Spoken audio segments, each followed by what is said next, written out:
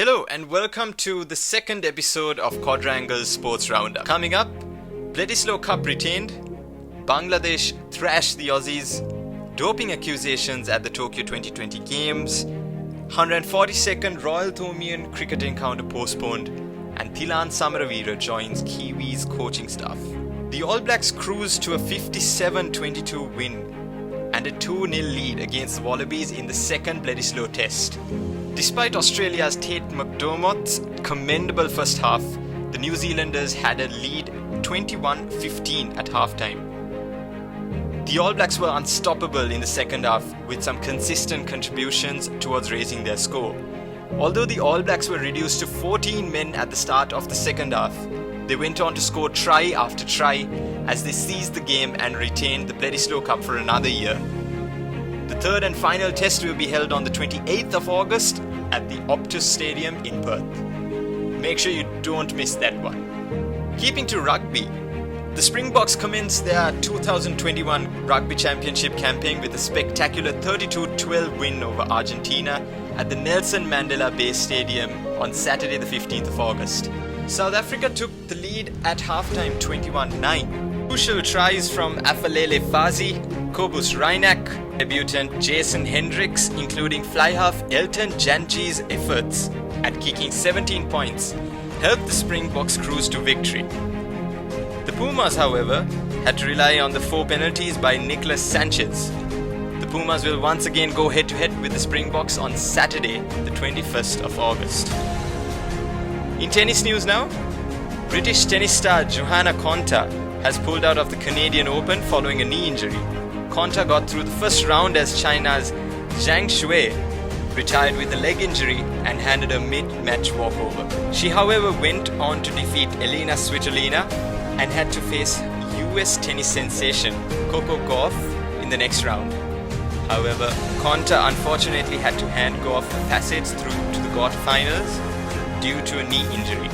Now for some cricket news, Joe Root once again turned out to be England's saviour at the second test between India and England. He went on to score a splendid 48 runs off 75 balls, which was followed by an unbeaten 180 runs, as England set a healthy 27-run lead in the first innings at stumps on day 3 of the test.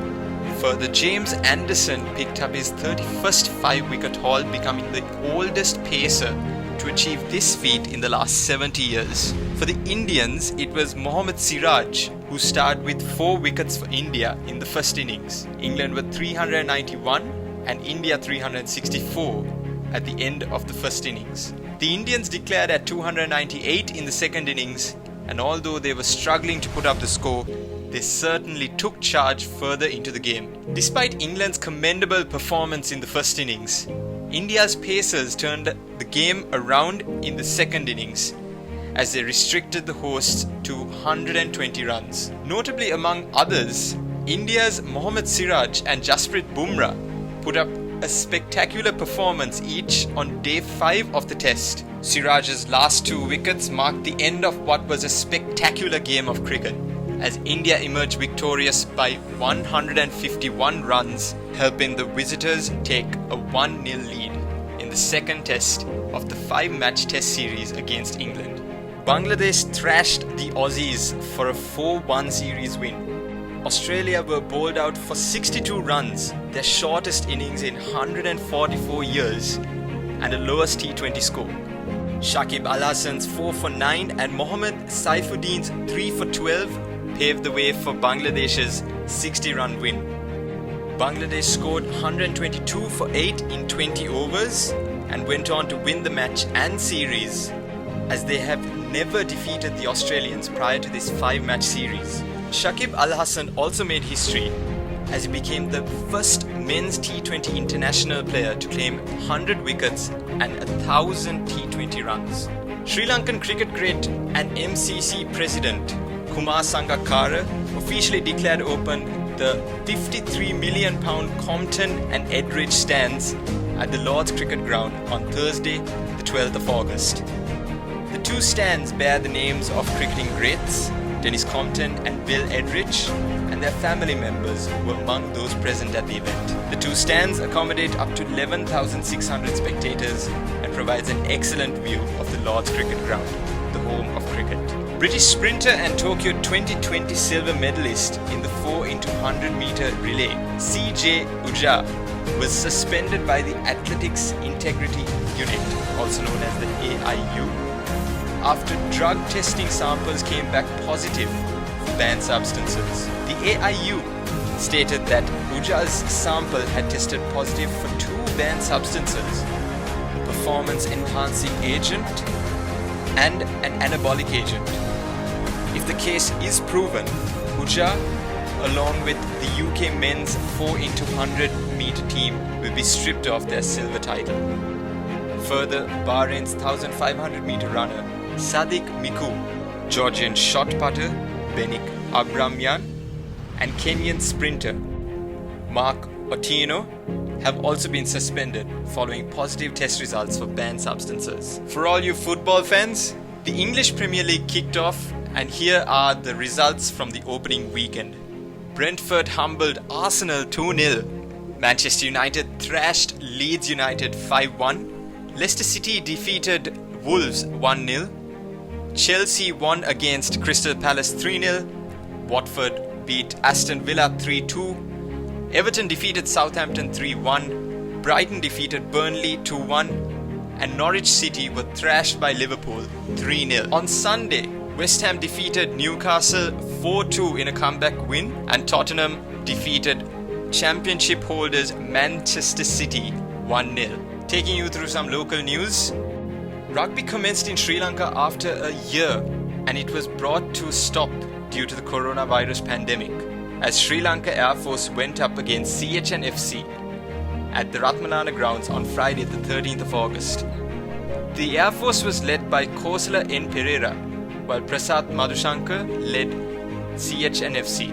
CH defeated Sri Lanka Air Force 23-21. Sri Lanka Air Force led the game in the second half 21-20, but unfortunately for the Air Force team, Tenuka Nanayakkara came through for CHNFC with a match-winning penalty on the stroke of full time.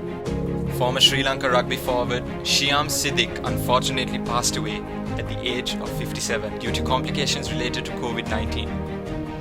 Shyam was a former Isipadana College and CRNFC ruggerite, and further went on to represent Sri Lanka as part of the national rugby team back in the 80s, and was a legend in the game. Former Sri Lankan cricketing great Siddharth Vettimuni celebrated his 65th birthday on the 12th of August. He went down in history as Sri Lanka's first test opener. Vettimuni is also Sri Lanka's first cricketer to be inducted into the Lord's Honours Board for his majestic 190 runs in the test match against England in 1984.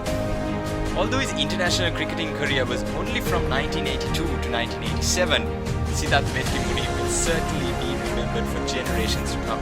The Invitational T20 League, hosted by Sri Lanka Cricket in preparation for the upcoming T20 World Cup and South Africa's tour of Sri Lanka, is currently underway and will go on till the 24th of August. The Greys recorded 2 wins in their first and second games. Dasun Shanaka's batting heroics secured the Greys their second victory, as Shanaka scored 48 runs off 38 balls. Another notable player was Ashane Bandara from Team Blue. Ashane's outstanding batting performance steered the team to victory against the Greens. And now for some Roytho news.